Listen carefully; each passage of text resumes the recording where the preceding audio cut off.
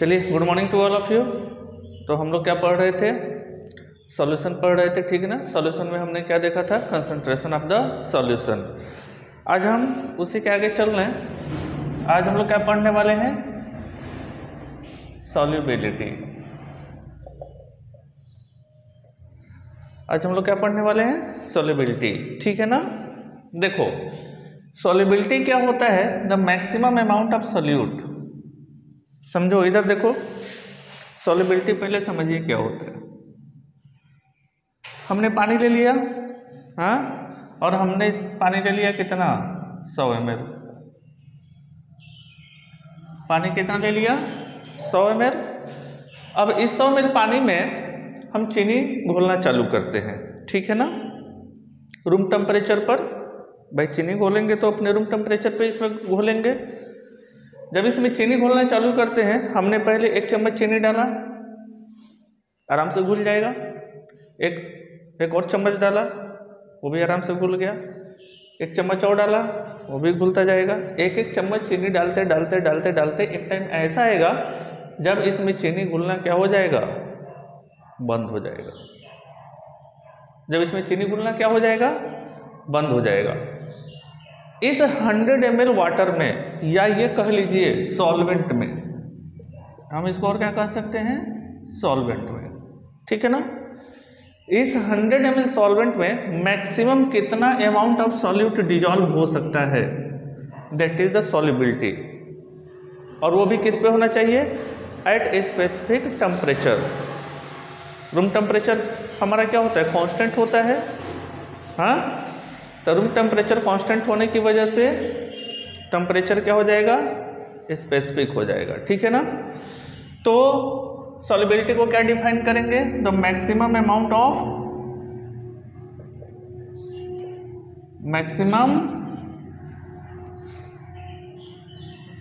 Of solute that can be dissolved in a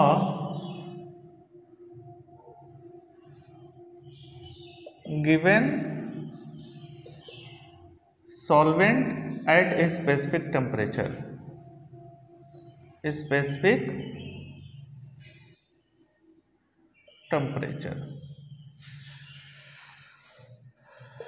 temperature क्या होना चाहिए?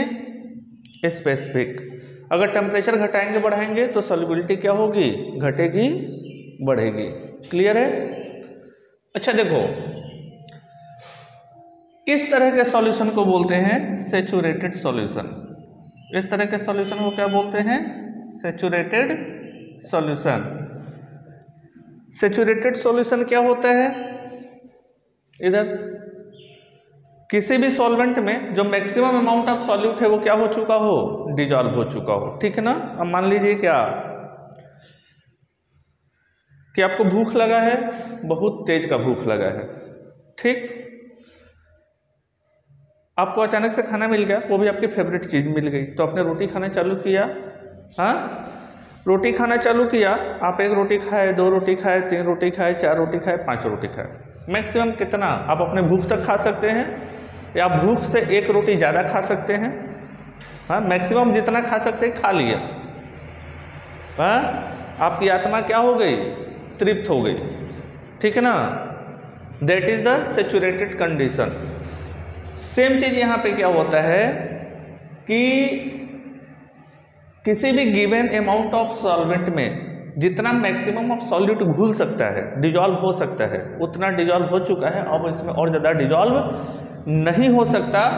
इस तरह के सॉल्यूशन को क्या बोलते हैं? Saturated solution. हिंदी में इसको क्या बोल लेते हैं? तृप्त सॉल्यूशन, तृप्त विलयन, व्हाटएवर, ठीक है। हिंदी में इसको क्या बोलेंगे? तृप्त विलयन। क्लियर? अच्छा देखो, कौन कौन से ऐसे फैक्टर्स हैं जो सॉल्युबिलिटी को क्या कर सकते हैं? अफेक्ट कर सकते हैं। तो factors affecting solubility, factors affecting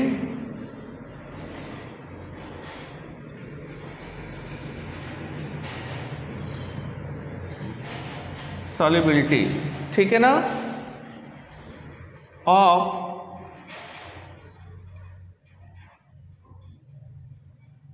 liquid solid solution. हम किसकी बात कर रहे हैं? लिक्विड सॉलिड सॉल्यूशन की, ठीक है ना, अभी गैस की बात नहीं कर रहे हैं। लिक्विड में क्या डिजॉल्व है? सॉलिड, ठीक है ना। तो पहला तो डिपेंड करेगा nature of solute and solvent, nature of solute and solvent, clear है ना। देखिए बेसिकली जो आयनिक मॉलिक्यूल्स होते हैं या आयनिक कंपाउंड होते हैं, जैसे कि NaCl, ये क्या है? आयनिक है। ऐसे कंपाउंड जो क्या होते हैं? आयनिक होते हैं। उनकी सॉल्युबिलिटी पोलर सॉल्वेंट में ज़्यादा होती है, ठीक है। Dissolve in polar solvent, dissolve in polar solvent, ठीक है ना, डिजॉल्व इन पोलर सॉल्वेंट, ठीक है ना, like water,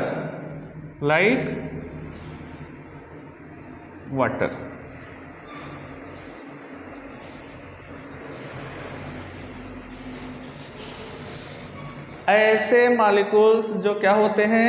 ionic in nature होते हैं, जिनके बीच का बॉन्ड क्या होता है? आयनिक होता है। वे पोलर सॉल्वेंट में ज़्यादा सॉल्युबल होते हैं, जैसे कि वाटर में। अच्छा, इसी नमक को उठाकर हम तेल में घोले तो घुलेगा क्या? अगर नमक को तेल में घोलें तो घुलता है कभी? नमक तेल में घुलता है? नहीं, है ना। तो जो आयनिक कंपाउंड होते हैं वे पोलर सॉल्वेंट में ज़्यादा डिजॉल्व होते हैं, ठीक है ना, और ऑर्गेनिक सॉल्वेंट में डिजॉल्व नहीं होंगे। आगे बात समझ में? चलिए नोट करिए इसको, तो आगे चलते हैं।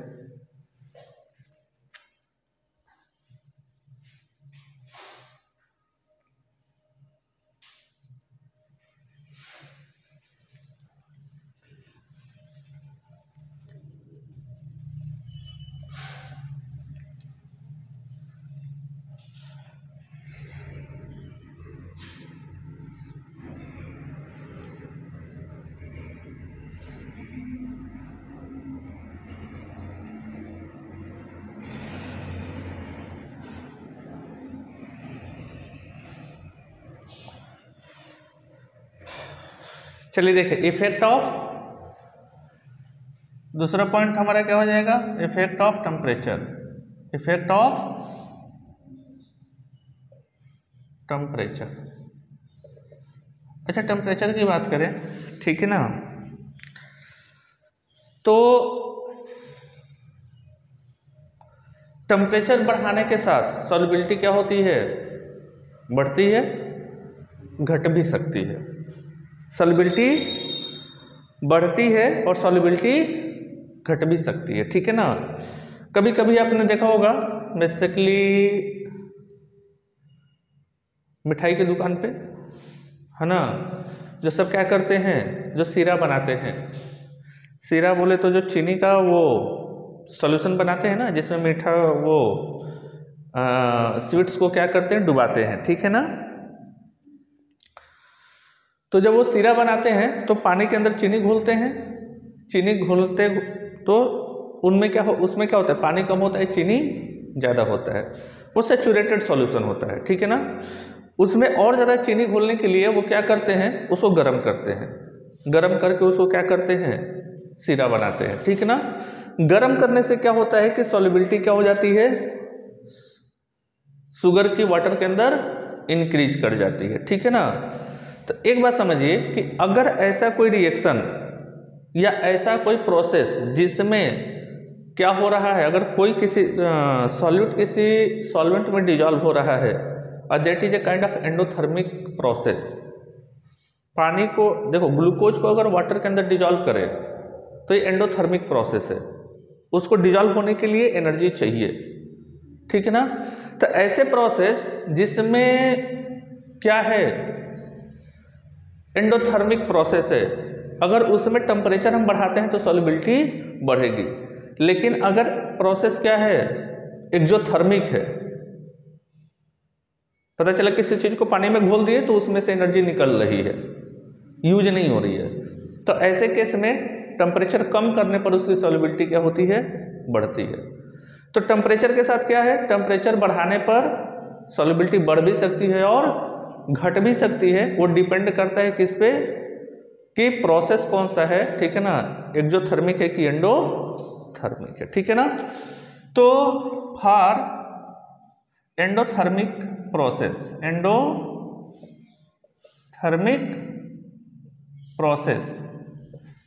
एंडोथर्मिक प्रोसेस के लिए क्या होगा, solubility will increase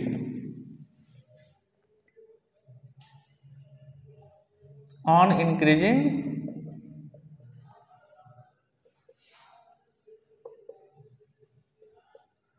temperature। Clear है। और एंडोथर्मिक प्रोसेस के लिए क्या होगा, और एक्सोथर्मिक प्रोसेस के लिए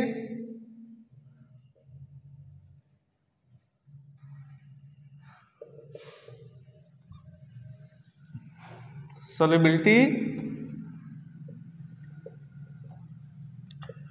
will decrease on increasing temperature, on increasing temperature. Clear है। इधर देखो, एक्सोथर्मिक प्रोसेस के लिए क्या हो जाएगा, solubility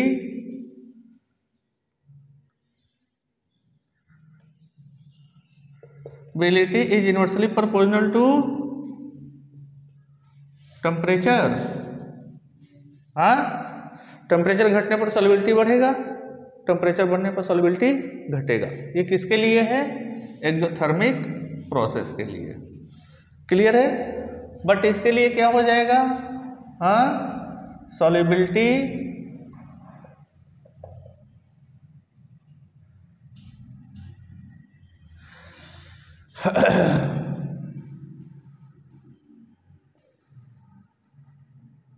solubility inversely proportional to temperature. किसके लिए, एंडोथर्मिक प्रोसेस के लिए। क्लियर है। अच्छा, अगर इफेक्ट ऑफ प्रेशर की बात कर लें, इफेक्ट ऑफ प्रेशर, तो देखिए बेसिकली सॉलिड लिक्विड सॉल्यूशन में प्रेशर का कोई इफेक्ट होता नहीं है, ठीक है ना। तो नो इफेक्ट। लेकिन इस प्रेशर का इफेक्ट गैस लिक्विड सॉल्यूशन में देखने को मिलता है। छापिए इसको।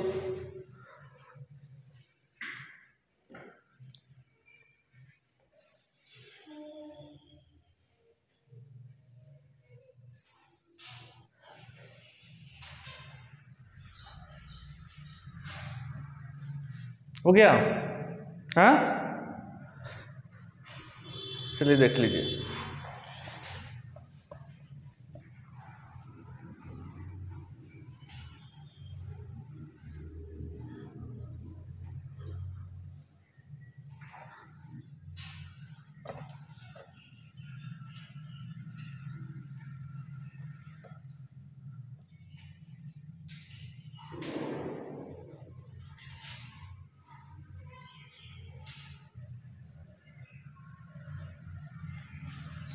गैस लिक्विड सॉल्यूशन, या ये कह सकते हैं liquid gas solution, liquid gas solution. Liquid gas solution में लिक्विड हमारा क्या है, सॉल्वेंट, और गैस क्या है, सॉल्यूट। गैस क्या है, सॉल्यूट, ठीक है ना। इधर देखो,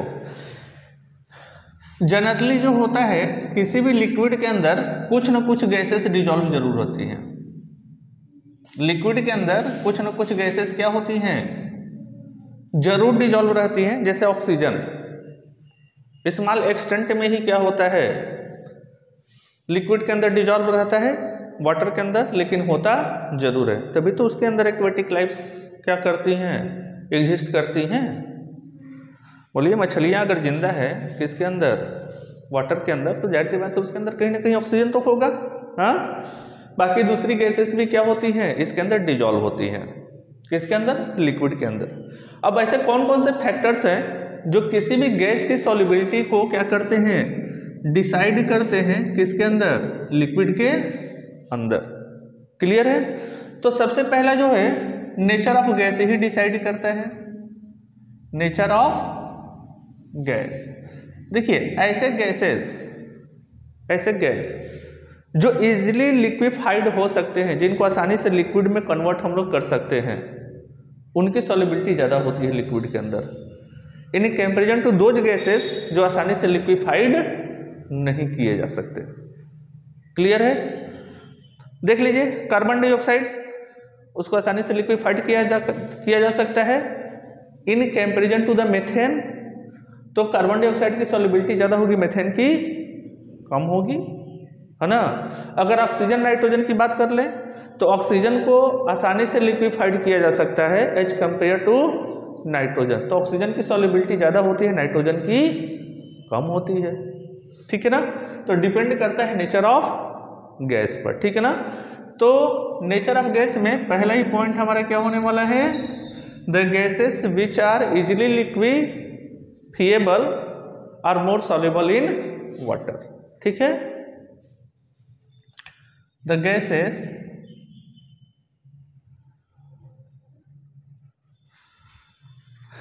which are easily liquefiable, easily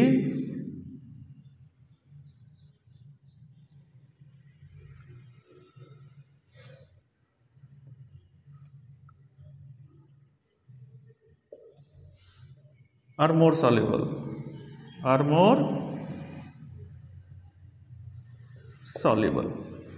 ठीक है ना। ऐसे गैसेस जिनको हम आसानी से क्या कर सकते हैं, लिक्विफाइड कर सकते हैं, उनकी सॉल्युबिलिटी क्या होती है, ज़्यादा होती है। ठीक है ना। एग्जाम्पल के लिए देख लीजिए, जैसे ऑक्सीजन की सॉल्युबिलिटी क्या होगी, नाइट्रोजन से ज़्यादा होगी ना। कार्बन डाइऑक्साइड की सॉल्युबिलिटी मीथेन से क्या होगी, ज़्यादा होगी। बोलिए। अच्छा देखिए, सेकेंड बात क्या है कि ऐसे गैसेस जो वाटर से किसी न किसी फॉर्म में इंटरेक्ट करते हो, ऐसे गैसेस जो वाटर से किसी न किसी फॉर्म में क्या करते हो, इंटरेक्ट करते हो। इंटरेक्ट करने का मतलब कि वाटर के साथ हाइड्रोजन बॉन्ड का फॉर्मेशन कर सकते हैं। ठीक है ना। या फिर गैसेस क्या हो सकती हैं, पोलर हो सकती हैं, डाइपोल फॉर्म में हो सकती हैं, जैसे HCl। हाँ, तो ऐसे गैसेस जो वाटर के साथ क्या करते हैं, इंटरेक्ट करते हैं, वाटर के साथ किसी न किसी तरह का या तो बॉन्डिंग क्रिएट कर लेते हैं, उनकी सॉल्युबिलिटी क्या होती है, ज़्यादा होती है। किसके अंदर, वाटर के अंदर। ठीक है ना। तो ऐसे गैसेस जो वाटर के साथ क्या करते हैं, हाइड्रोजन बॉन्ड बनाते हैं, उनकी सॉल्युबिलिटी क्या होती है, ज़्यादा होती है। ठीक है ना। तो द गैसेस, ठीक है ना, which form hydrogen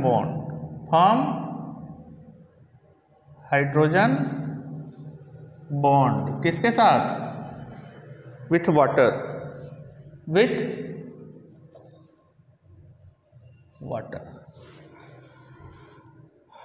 are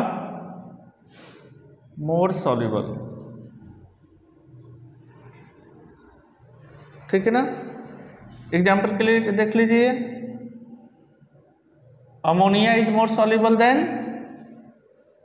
PH3, phosphine, this is the phosphine. ये अमोनिया है, इसकी सॉल्युबिलिटी फॉस्फिन से क्या होती है, कहीं ज़्यादा होती है। ठीक है ना। क्यों, क्योंकि अमोनिया क्या कर सकता है, हाइड्रोजन बॉन्ड बना सकता है, जबकि ये नहीं बना सकता। ठीक है।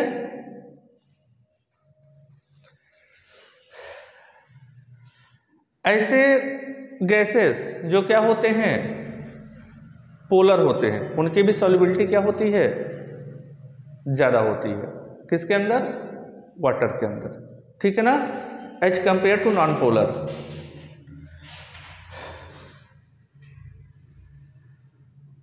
हो गया ये, हाँ।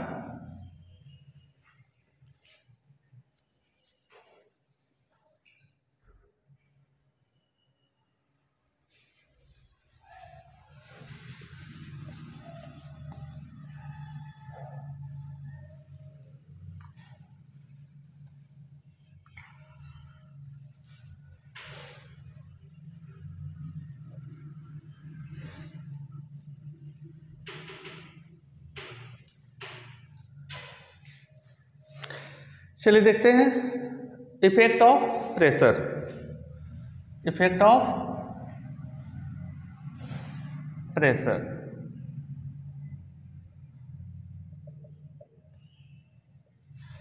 ठीक है। इधर देखिए, अगर ये हमारा कोई लिक्विड है,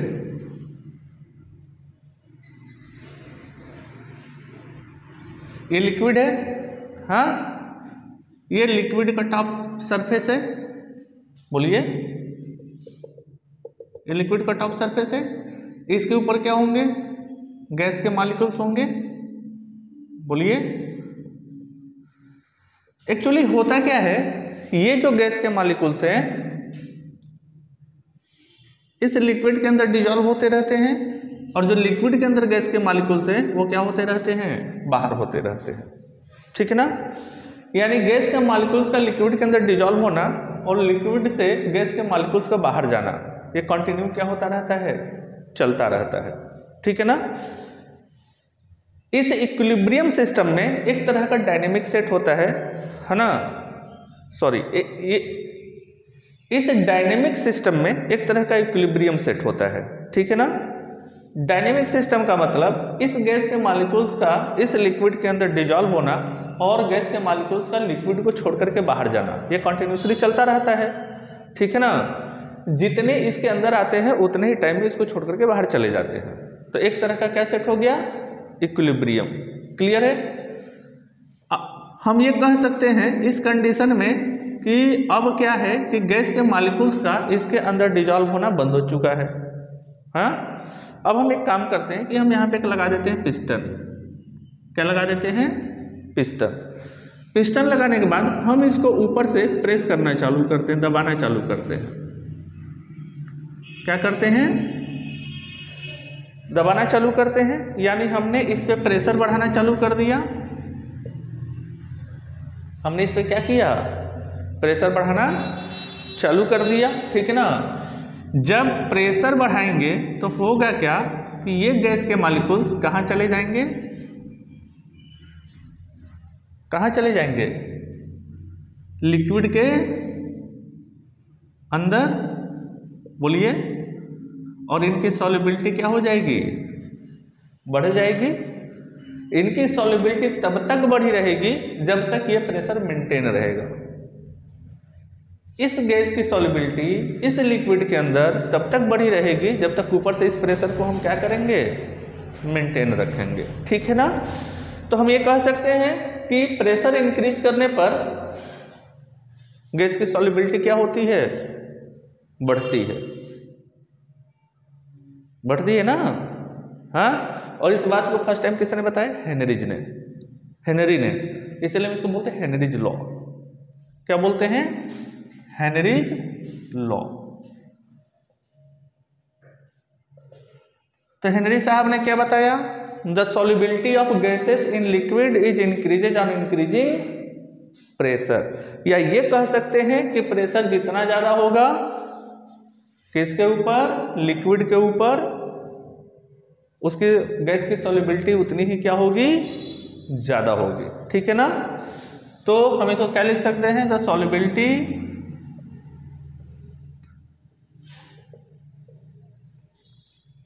ऑफ गैसेस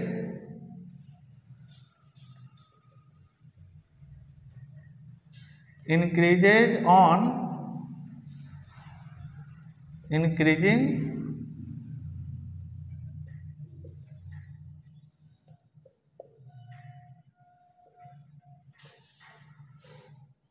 प्रेशर फ्रॉम,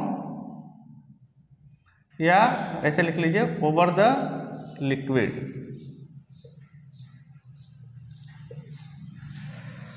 ठीक है ना। प्रेशर बढ़ाने पर सॉल्युबिलिटी क्या होगी, बढ़ेगी। क्लियर है। अच्छा, जो मोस्ट कॉमनली हम लोग यूज करते हैं, ठीक है ना। हाँ, तो एक बार बताइए, ये इसके अंदर डिजॉल्व हो गया, जब कभी इस प्रेशर को हटाएंगे तो फिर से ये बाहर आएगा। हाँ, बाहर आएगा ना जी। और जब बाहर आएगा तो ये जो बाहर आएगा गैस, वो एक तरह का अलग से प्रेशर क्रिएट करेगा। किसके अगेंस्ट में, एटमॉस्फेरिक प्रेशर के अगेंस्ट में। हाँ, तो इसको बोलते हैं vapour pressure of the gas over the solution. ठीक है। देखो लेकिन जो मोस्ट कॉमनली हम लोग यूज करते हैं वो क्या यूज करते हैं, the partial pressure of gas, pressure of gas over the solution, over the solution is directly proportional to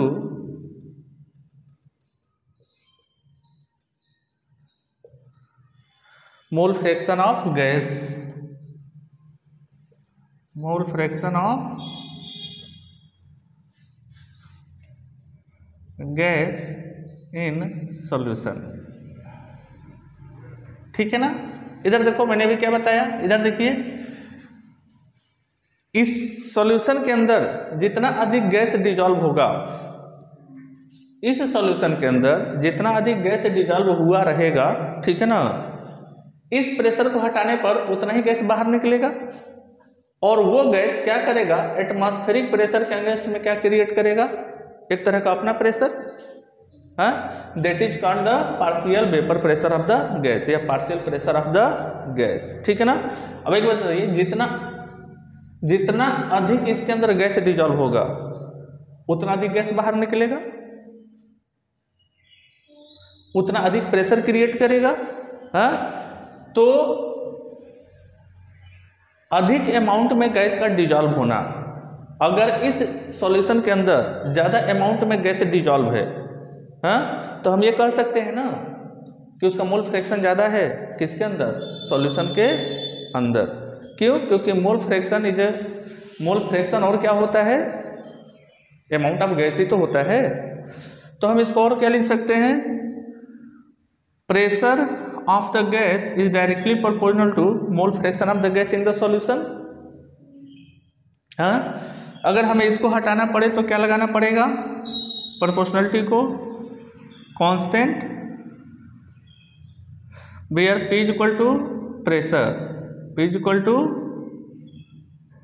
pressure, KH is equal to Henry's constant, Henry's constant, और X is equal to mole fraction of gas, mole fraction of gas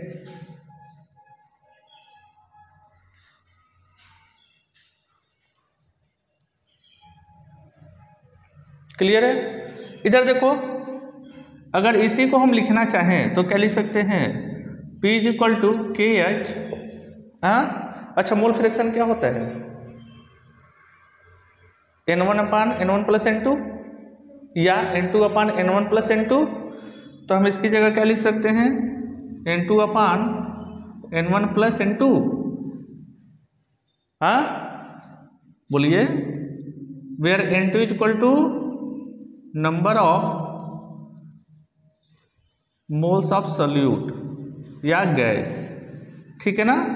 और N1 क्या हो जाएगा, number of moles of solvent, solvent means liquid इस case में। बोलिए,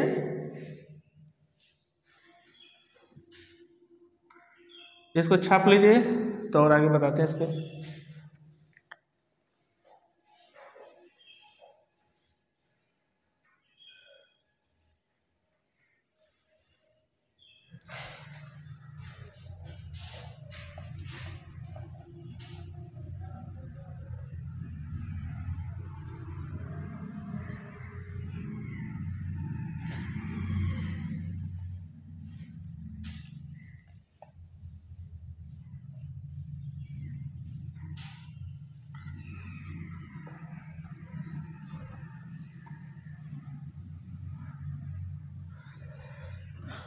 देखिए application of Henry's law.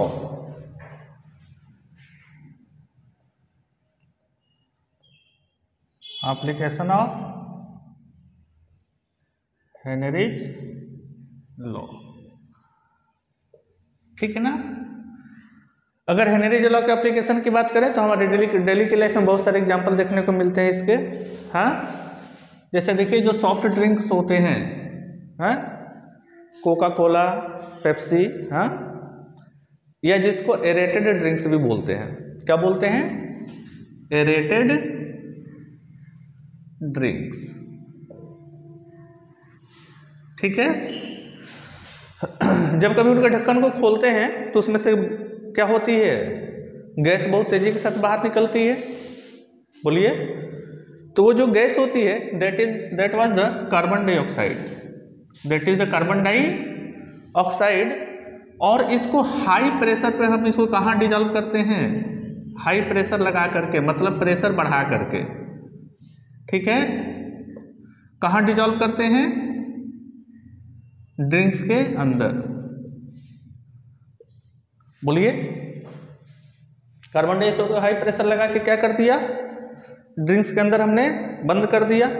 इस कार्बन डाइऑक्साइड का बेसिकली दो काम होता है। एक तो पहली बात तो ये कि कंजर्वेटिव की तरह बिहेव करता है।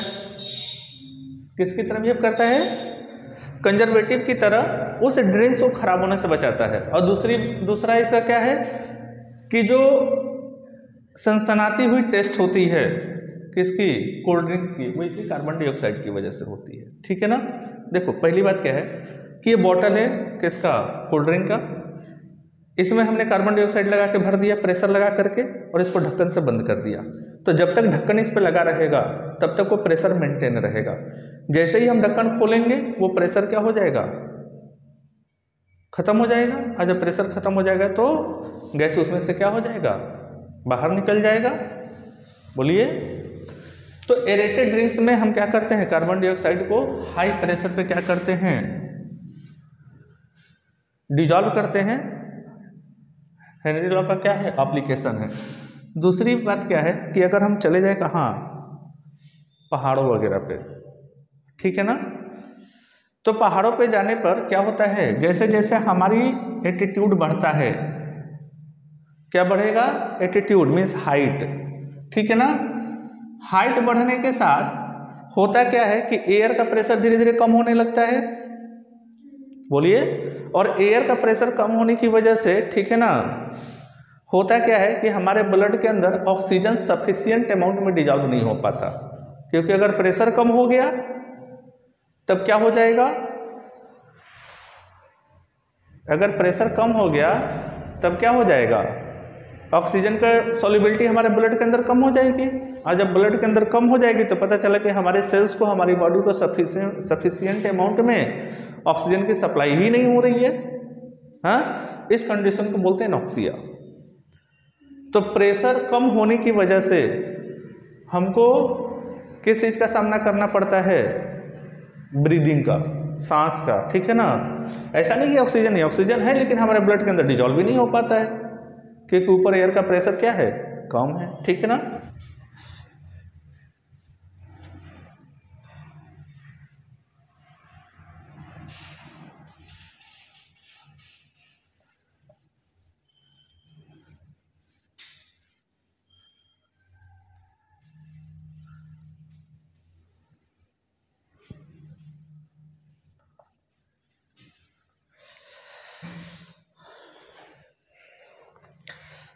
देखिए एनसीईआरटी का क्वेश्चन है, ठीक है ना, कि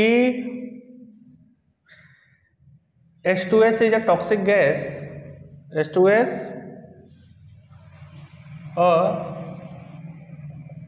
toxic gas with rotten egg like smell, egg like smell is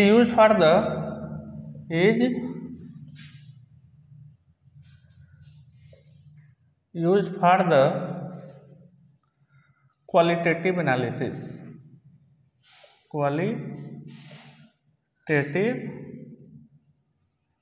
analysis. ठीक है, if the solubility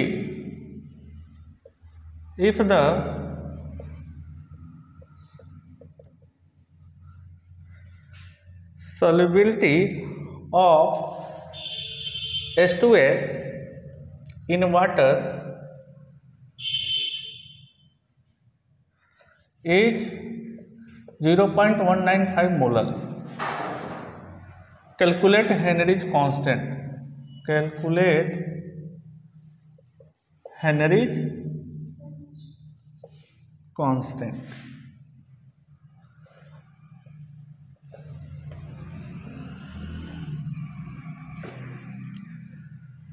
देखिए जरा इस क्वेश्चन को क्या बोल रहे हैं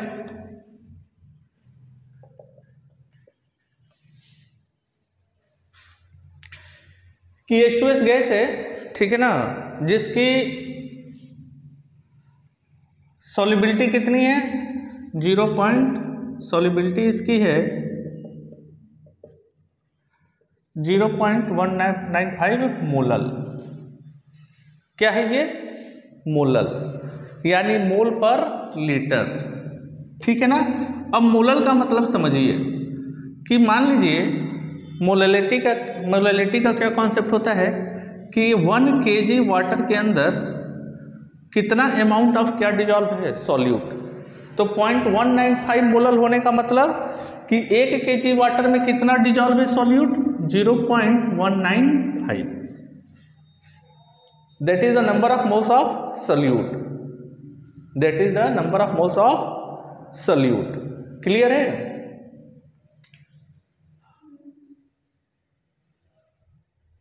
एक मिनट वेट, इसका प्रेशर नहीं दिया है क्या,